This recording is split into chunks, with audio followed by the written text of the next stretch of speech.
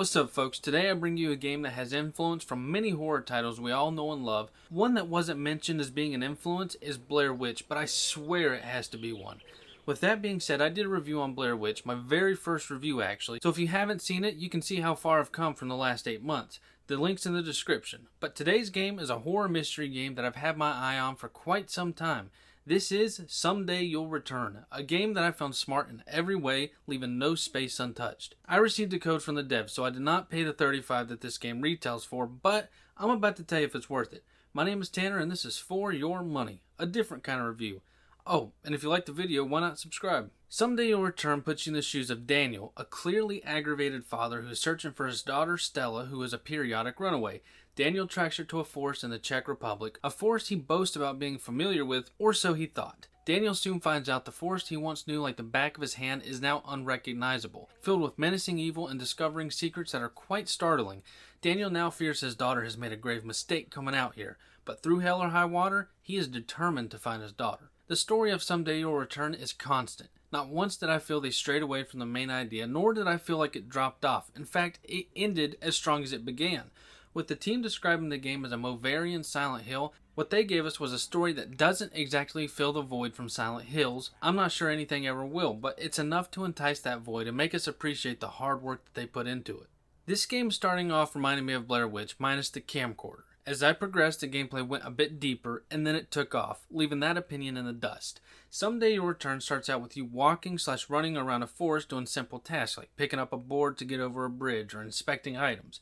Then it kicks off with you unlocking the workbench option. When an item prompts the option, you go into your menu and you use whatever tool you need to fix the item or open it up. It can be as simple as cutting wire to get a book bag off a tree or unscrewing a breaker box to fix the power. This will also give you the option to make stuff in your inventory such as a torch or a bandage, and it's a neat interaction. You're not just combining these items. If you're making a torch, you have to use the knife on your tool belt to cut the fabric up, and that makes sense because if you're going to make a homemade torch, you're going to have to tie it off somehow, and that somehow is using multiple threads of cloth. You won't always have the option to create things in your inventory over and over. The only time you can make a torch is when you need one and you have the items, and same goes for the bandages as well, or just anything else you can craft. After you learn how to use the workshop, they go and they add herbalism to the mix, allowing you to pick herbs and then go into the menu, follow the recipe on screen, and now you're going to make a potion. Chop the herbs and use what parts it asks for, but read carefully because the herbalism is detailed, calling for crushed roots of a specific plant or the leaves off another plant.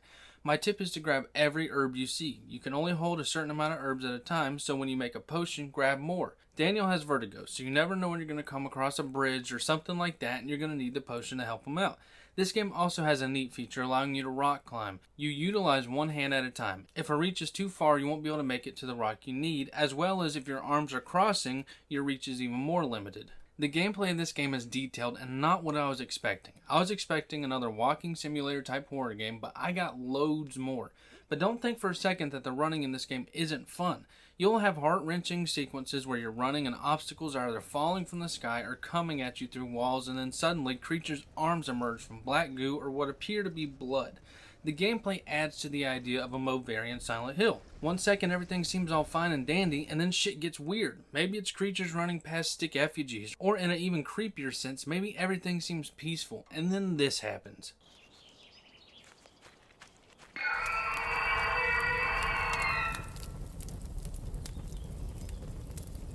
The gameplay here is smart and in my opinion addicting. As addicting to me as Outlast 1 was. Design is the main category that defines the horror genre of gaming. Without a good design, your game doesn't give players those my heart skipped a beat moments. And no, jump scares don't count because those are lazy attempts to be real horror. Graphically, this game was beautiful. Nothing over the top, but of course my PC is a shitbox, so my settings weren't to the max, otherwise this game would look damn fine.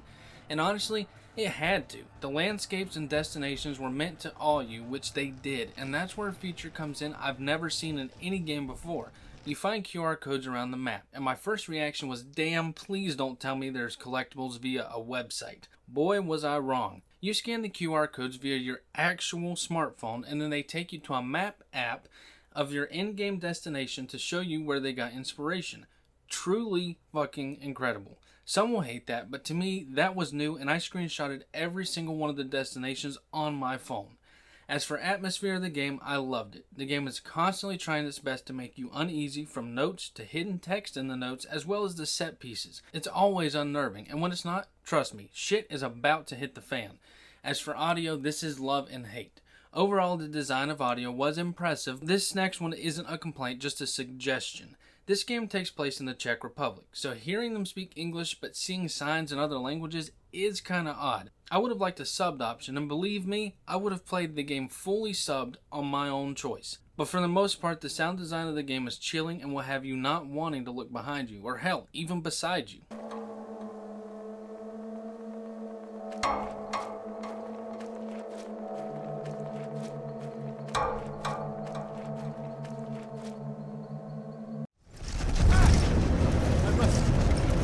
Get out of here!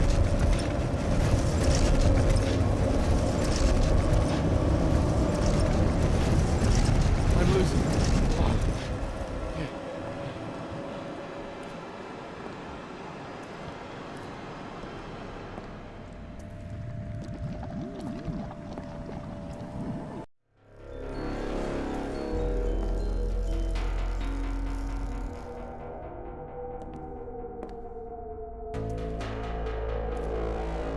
What the hell does this mean?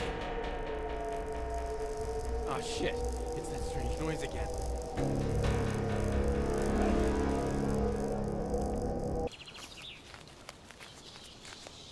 Oh, what?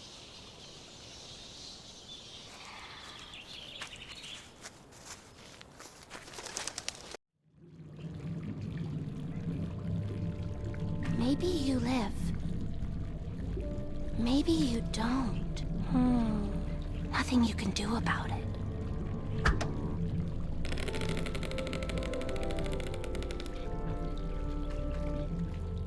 Why am I here? You need to see the truth. Layers and layers of lying you. I made a little uh-oh in my previous video, so I had to redo this section. So overall, Someday You'll Return is a must-play horror mystery. This isn't a AAA game, and it's not trying to be. It's a project with tons of love and inspiration from other horror games we know and praise.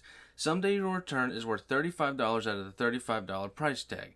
A phenomenal gaming experience without a doubt. A thrill ride that I will enjoy again when I get the chance. Now that's all I got, folks. If you enjoyed this, why not subscribe? If you thought it wasn't up to par, hit that thumbs down. Till next time, fellas.